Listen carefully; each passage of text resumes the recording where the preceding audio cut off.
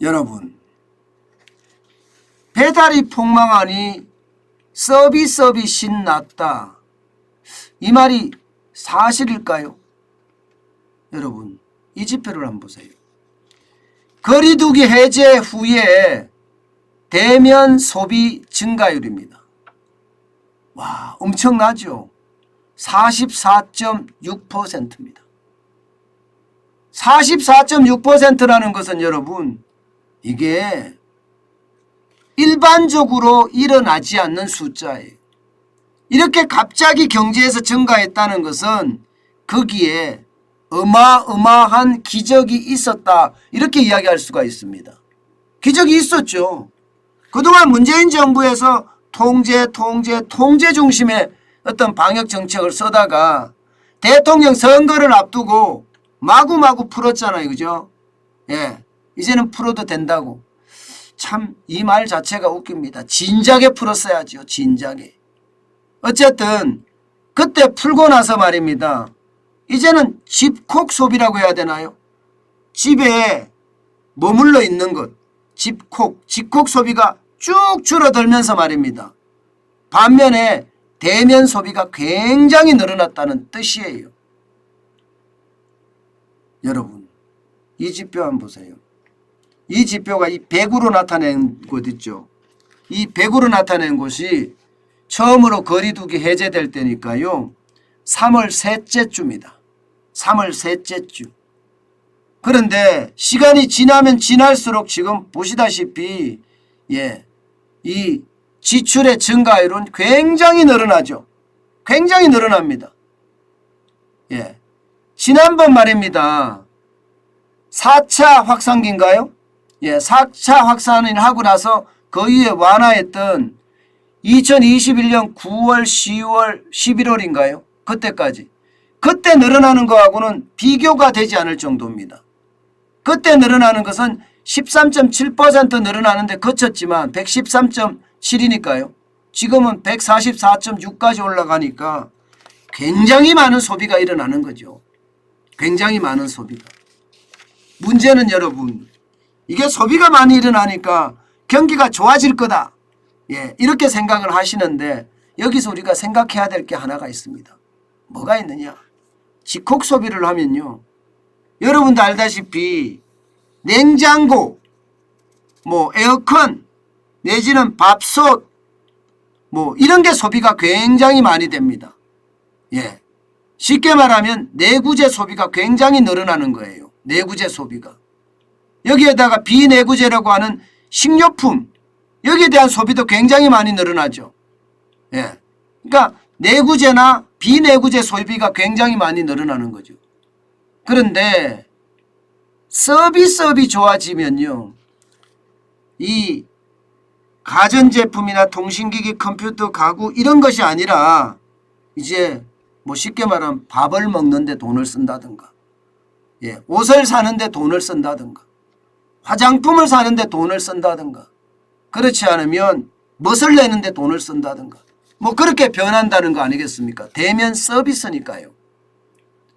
그러니까 상품 소비가 계속되고 서비스 소비도 계속되면 좋겠지만 상품 소비는 줄어들면서 서비스 소비가 늘어납니다. 그러니 전체적인 경기는 오히려 상품 소비 때보다가 상품 소비를 많이 할 때보다 줄어들었다는 이야기도 나오는 게 현실입니다. 그래서 서비스업만 신났다, 제가 그렇게 말씀을 드리는 거예요. 그런데 이런 소비 패턴은요, 당분간 갈 겁니다. 아마 당분간. 쉽게 말하면 상품의 소비가 아니라 이제 서비스의 소비로 점점 진척이 될 거예요. 그렇게 되면 서비스의 대명사라고 이야기할 수 있는 외식업계는 좋아질 수밖에 없는 분위기거든요. 그래프로 봤을 때는. 충분히 좋아질 수 있는 분위기입니다. 그렇지만 아직까지 이게 골목 어떤 상권까지 스며들지는 못했어요. 아마 스며들 가능성이 지금 지표를 보면 그렇게 보입니다. 그만큼 말입니다. 서비스 이 지출의 회복이 굉장히 빨라집니다. 여러분 보세요. 2019년 12월에 서비스업에 대한 어떤 지출 수준이 41조예요. 2022년 5월에 41조 1천억 원입니다. 예, 코로나 이전 수준을 회복을 했지요, 실제로. 증감률도 보면요. 예, 증감률도 전년 동기 대비 2.4% 증가했잖아요. 지금 5월 달에는 2022년 5월 달에는 전년 동기 대비하면 6.9% 성장했습니다. 물론 이거는 2021년 대비를 하니까 차이는 있을 수 있지만 전체 규모 면에서는요. 이제 코로나19 이전으로 회복을 했다. 이렇게까지 이야기는 할 수가 있습니다. 물론 여기에서 중요한 것은 상품 소비도 코로나19 이전으로 돌아가야 되는데 상품 소비가 그렇게 돌아갈 것인가에 대한 문제는 있습니다. 그러나 뭔가 경기가 좋아지고 있는 것은 분명해 보여요. 그런데 전체적으로는 나빠지는 거예요. 전체적으로는. 이게 바닥 경기는 제가 늘 말씀드리지만 조금 계속 회복되는 모습을 보이고 있는데 이게 세계 경기가 무너지니까 우리 수출이 적자가 심해지고요. 예. 게다가 미국의 금리 인상이 계속되니까 예. 우리도 금리를 올려야 되는 거잖아요.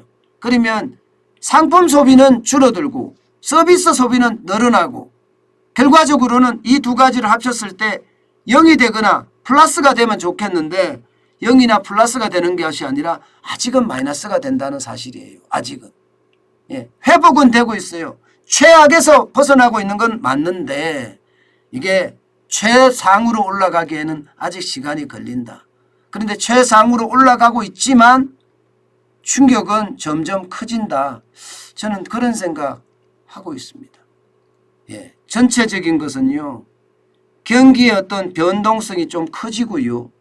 그러면서 좋아질 거냐, 예, 이게 나빠질 거냐는 아마 정부의 경제 정책에 많이 달려 있을 거다. 저는 그런 생각도 해봅니다. 예, 물론 세계 경제가 좋지 않기 때문에 우리 경제도 그렇게 썩 좋게 갈 방향은 분명히 아닙니다. 예, 그것은 전체 분위기입니다.